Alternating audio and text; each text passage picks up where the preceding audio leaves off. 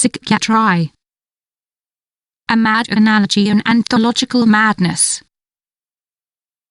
Sygkiatri was written by Jonas Sygkiatri. It is a poetic anthology of short stories, poems, and essays about the dark side of Sygkiatri and about the consequences of making the mind sick. About the work.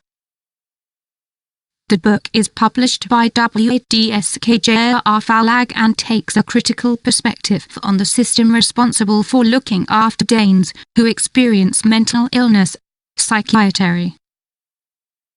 Because what kind of system is it? What is it based on?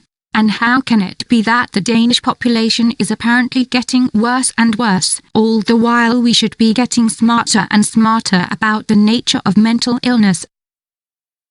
In Sygkiatri, it is the poetic techniques that are emphasized in the search for what is going wrong in Sygkiatri. It is at one and the same time a heartbreaking story and a harsh reflection of the consequences that the psychiatric illness of the mind can bring. With more than 500,000 Danes on psychotropic drugs and even more with psychiatric diagnoses, Sygkiatri is a different and perhaps much needed input into the debate.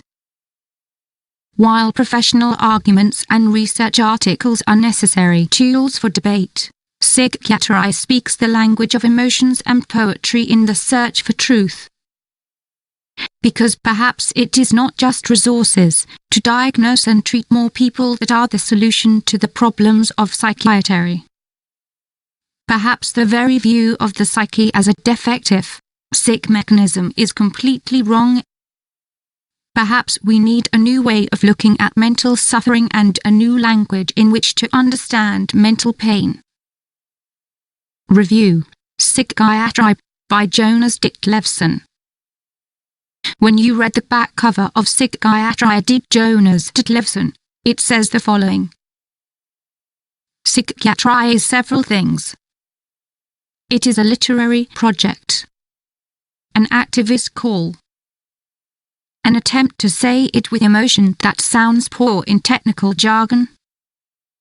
It is a critical poetic study of the system that treats mental illness in Denmark, Sygkiatri. The book is a collection of poems, short stories and essays, all of which examine the grim and damaging aspects of the Sygkiatri of human thought and emotion.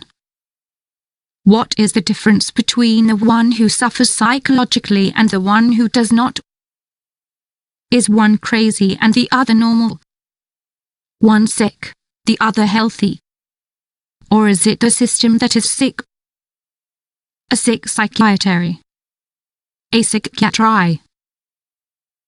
According to Jonas Sygkiatri, the book wants to ask the question: what is the difference between those who suffer psychologically and those who do not? Who decides who is normal?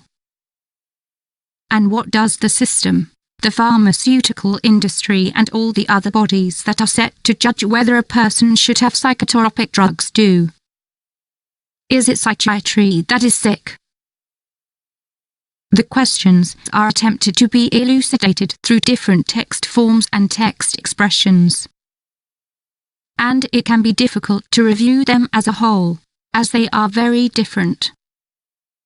But it ended up as a nice mosaic of text forms, some more successful than others. The first part is known integration, a short story about Lin Yu, who has illness inside, after a childhood trauma of an abuse. Elena says what suits her and looks after Lin Yu. Lin Yu ends up getting electrocuted. The short story is written in the third-person past tense and has a visual effect on the character. The reader understands that Lin Yu has a reason to have Elena, and that maybe it wasn't her who was sick. A brutal story that leaves a small tinge of hopelessness.